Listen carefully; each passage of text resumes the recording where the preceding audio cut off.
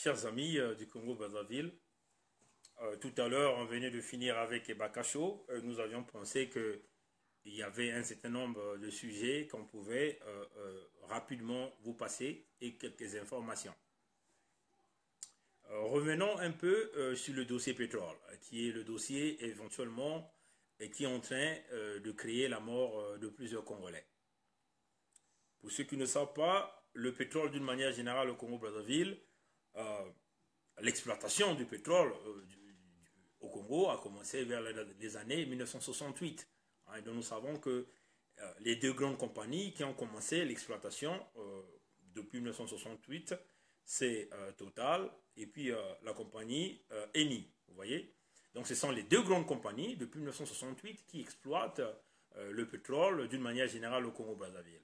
Mais quand nous essayons de voir de 1968 à 2017, on peut dire quasiment 49 ans que la maturité de l'exploitation pétrolière se fait au Congo-Brazzaville. Donc maintenant, essayons de décortiquer les 49 ans de l'exploitation et de la gestion du pétrole au Congo. On se rend compte que Sassou Nguesso a 33 ans pendant cette période d'exploitation, de production et de la vente du pétrole au Congo-Brazzaville. 33 ans, vous voyez. Et Marien Ngouabi, suivi de Marien Ngouabi, à 8 ans, on peut le dire. Yombi, 2 ans. Et le président Pascal Lissouba, qui a eu 5 ans. Donc nous avions essayé de décortiquer depuis 1968 jusqu'à 2017, jusqu'à présent. Nous avions considéré la maturité de l'exploration et la production du pétrole du Congo à cet âge-là, quasiment 49 ans.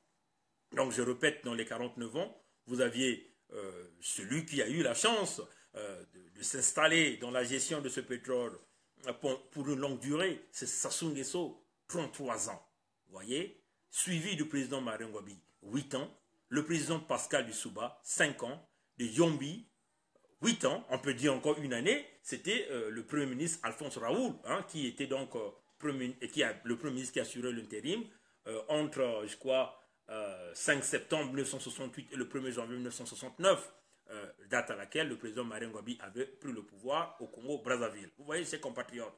Donc, ça pousse à réfléchir, ses compatriotes. Si vous aviez un président qui est resté 33 ans dans la production, la gestion du pétrole national et qui n'a pas pu développer le Congo-Brazzaville, alors là, ça pose un problème.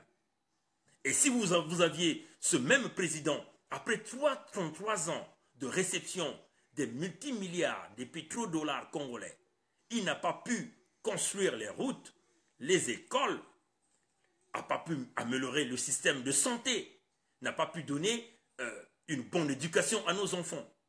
Ça pose un problème, ça pousse à réfléchir, ses compatriotes. Vous voyez, ici nous vous parlons avec des preuves. Ce qui peut être retrouvé par tout un chacun de nous. Allez-y faire vos calculs. Vous vous rendez compte que depuis 1968 jusqu'à ce jour 2017, Sassou Nguesso a passé 33 ans dans la manne pétrolière du Congo. Mais en fin de compte, on n'a rien obtenu de ce monsieur. Mais vous croyez que dans les 33 ans, il n'a rien fait et c'est maintenant là qu'il va faire quelque chose, maintenant qu'il est à la fin de sa vie? Non, chers compatriotes, nous ne sommes pas des dupes quand même. Nous ne sommes pas des gens qui n'ont aucune connaissance intellectuelle, chers compatriotes. Vous voyez? Mettons la même stratégie, vous voyez? Et quand il est arrivé à la fin de sa vie, on peut dire que c'est l'homme quasiment à la fin de sa vie. Et qu'est-ce qu'il fait? Il positionne ses enfants, sa progéniture, tout ce qui lui sont proches. Il les positionne partout où il y a des potentialités d'argent dans le Congo. Le pétrole, prenons le cas du pétrole. Le pétrole est géré par son fils Christel et nous savons tout ce qu'il fait avec le pétrole congolais. Aujourd'hui, la ville comme Pointe-Noire, qui produit le pétrole, est devenue une véritable poubelle. Alors que dans tous les grands pays où le pétrole est produit, nous savons qu'il y a eu un grand développement. Au Congo aujourd'hui, à Pointe-Noire, il n'y a même pas une petite université, même pas une petite école de pétrole qui peut entraîner une sorte de technologie pour pouvoir permettre aux Congolais de créer plusieurs emplois. Aujourd'hui, Pointe-Noire est dans un chaos total. Même la ville qui produit le pétrole n'a même pas la possibilité de produire le carburant qui permet même tous ces Congolais qui sont rentrés dans ce métier de conduite, vous voyez, de pouvoir faire le travail d'une manière normale. Un chaos total sur le carburant. Tout cela, c'est dû à la mauvaise gestion du fils de Sassou, donc de Sassou lui-même. Sur le bois congolais. Un seul individu qui a passé 24 ans comme ministre des Eaux et Forêts, le ministre de l'exploitation forestière au Congo. C'est Henri Nzongo, qui est aussi un très proche de Sassou. Et ainsi de suite. Chers compatriotes, le Congo va très mal. Aujourd'hui, nous avions tous vu une vidéo qui circule dans laquelle on a rasé la tête des lycéens avec le même rasoir, la même lame gilette. Et nous savons tous que le VIH se transmet facilement en utilisant des objets souillés, comme une lame gilette. Mais si parmi ces lots-là, le premier avait le VIH, comprenez combien de lycéens au Congo se sont fait contaminer avec cette lame rasoir-là. Et, chers compatriotes, nous ne pouvons pas continuer à voir ce genre de choses, ces genres de dictature, ce genre de torture à nos enfants, même des enfants, des lycéens qui ne faisaient pas la pagaille, mais qui partaient juste dans un enterrement. Mais en plus, dans un bus, pas à pied. Un bus qui était un milieu contrôlé. Des enfants qui n'ont provoqué personne. Des enfants qui n'ont excité personne. Alors là, où va le Congo, chers compatriotes? Dans la même foulée, nous demandons à tous les parents de ces lycéens-là, s'il vous plaît, allez-y faire les tests à vos enfants. Même si ça ne soit pas le VIH, ça peut être aussi l'hépatite B, l'hépatite A et plusieurs maladies qui sont contagieuses par le sang. Voyez, chers compatriotes, le Congo va très mal. Le cas de poules, on n'en peut plus parler. Tous les jours, nous ne parlons que de poules. Aujourd'hui, on nous parle des hélicoptères qui sont allés encore bombarder. Un renfort de l'artillerie. Des tanks de guerre sont en train de bombarder. Des BEM 21 sont en train de bombarder dans le pool. Mais où sont les leaders de ce monde, chers compatriotes? Nous appelons aujourd'hui à tous les leaders de ce monde de tourner un peu le visage dans ce qui concerne les affaires du Congo. Où vous aviez un individu qui prend les armes comme les BEM 21. Les militaires peuvent connaître les effets et les dégâts que peuvent créer un BEM 21. Les BEM 21 sont en train de pilonner dans le pool. Pilonner dans les endroits où les civils vivent. Pilonner dans les endroits où les enfants vivent. Pilonner dans les endroits où les femmes vivent. Mais c'est incroyable. Mais pilonner dans des secteurs, c'est un peu dire qu'on est en train de jeter des armes nucléaires dans un pays comme le Congo, dans une petite échelle, chers compatriotes, démocrates du monde entier. Mais regardez quand même le problème du Congo, où un homme se prend cette priorité-là, de pouvoir pilonner sur la population, où aucun leader de ce monde est capable de pouvoir dénoncer ce qui se passe au Congo. Même si aujourd'hui, nous avons eu une forte déclaration, une forte publication du département d'État américain qui parle des abus de droits de l'homme au Congo, mais l'affaire de Poul demeure un problème qui doit concerner l'humanité d'une manière générale. Parce qu'on ne peut pas exterminer une population, on ne peut pas exterminer une ethnie. Ça devient de l'harcèlement, ça devient aussi la tristesse pour notre pays. Nous appelons, pour tous ceux qui nous parlent de l'élection de France, nous ne pouvons pas faire confiance à tous ceux qui seront élus en France. Nous allons vous le dire ici. Je suis clair là-dedans. Tous nous avons fait confiance au président Hollande. Plein des Africains l'ont porté au pouvoir. Mais nous savons tout ce qu'il est venu nous faire. Il a autorisé Sassou.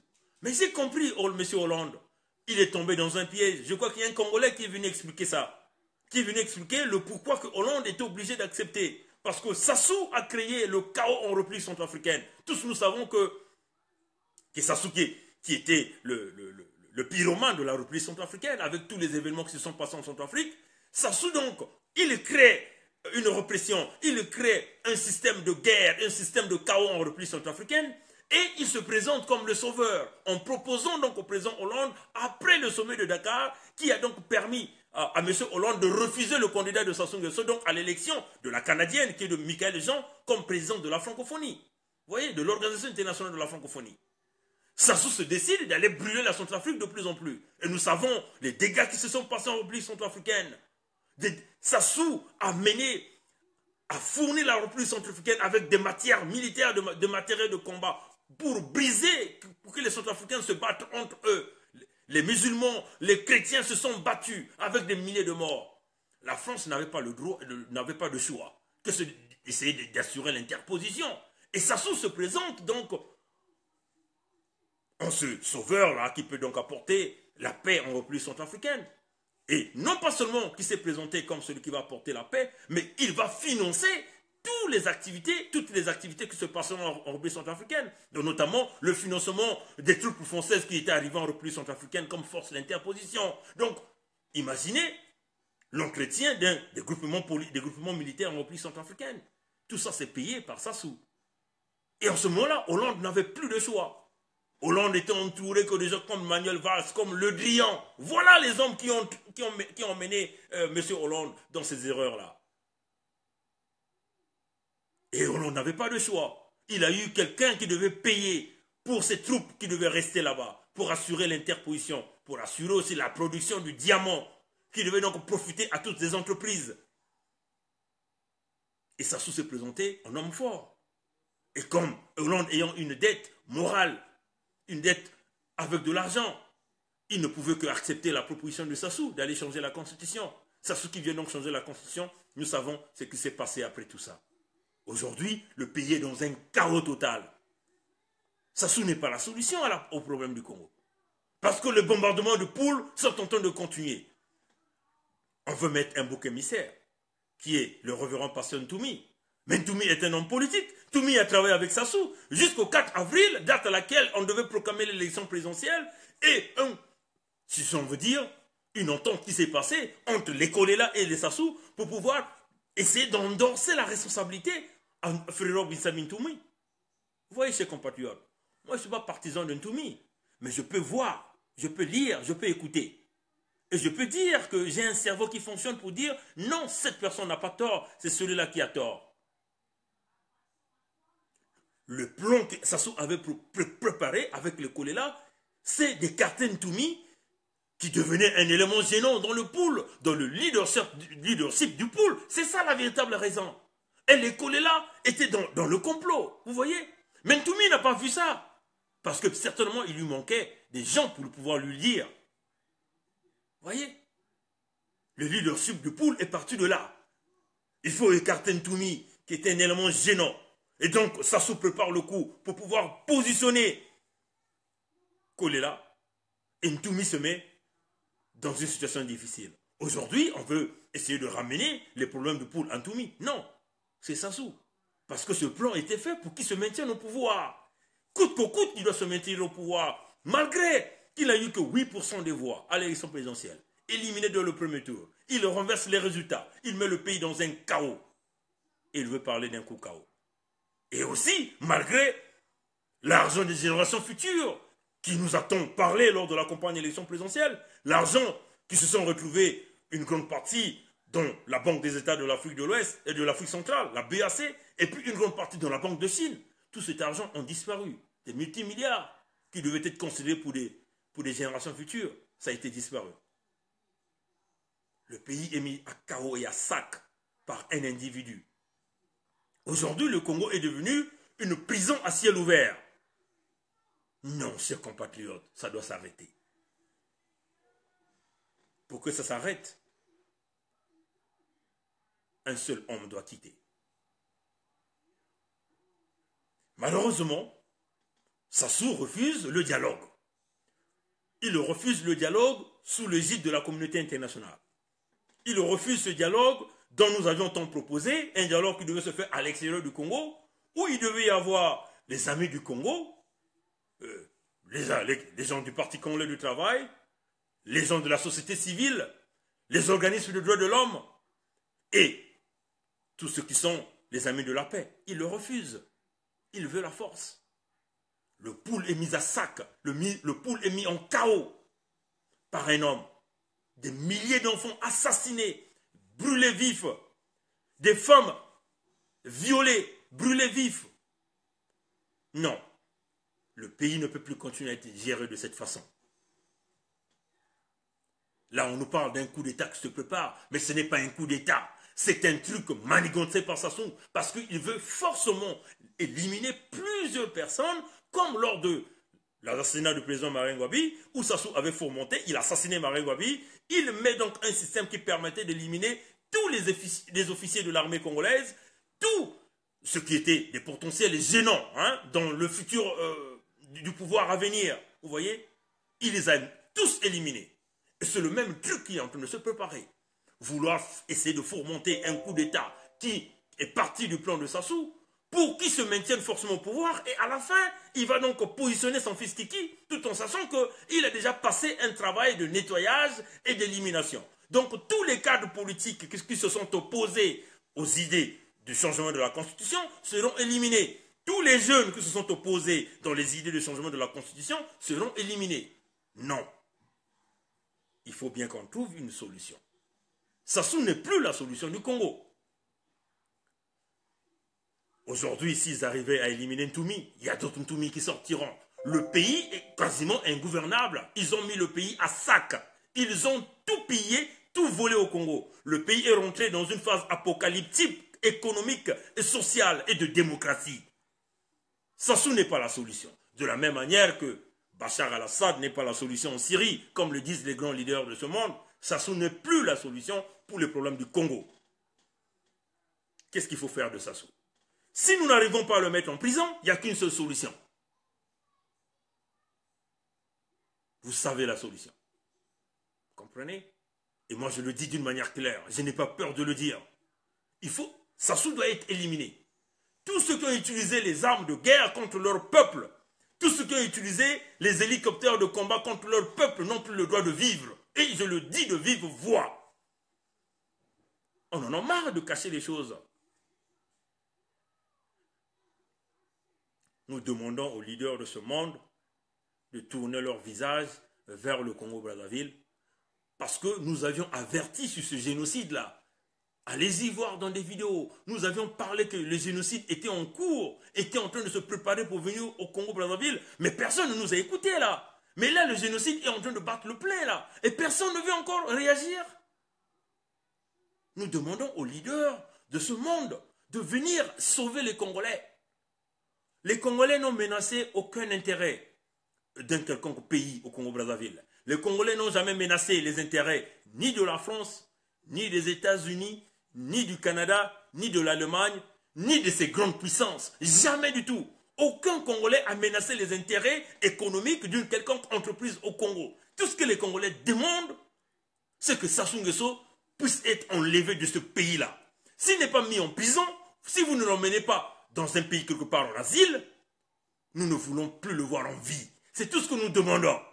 Et ça, c'est normal pour nous de le dire parce que ça fait partie dans tous les pays que vous partiez. Tous les leaders qui ont utilisé les armes chimiques, les armes de guerre, l'armée, les bombardements sur leur peuple, soit on doit le juger, ou ils n'ont plus le droit de vivre. Et nous le disons d'une manière claire. Nous voudrions que les leaders de ce monde puissent tourner leur visage sur le Congo-Brazzaville pour sauver le Congo-Brazzaville, pour sauver les populations, sauver les femmes, les vieillards, les petits-enfants, qui ne demandent rien autre, qui ne demandent ni l'argent, qui ne demandent ni le pain, qui ne demandent rien du tout, mais ils veulent vivre dans leur pauvreté, calmement dans leur village. C'est tout ce que ces populations-là demandent.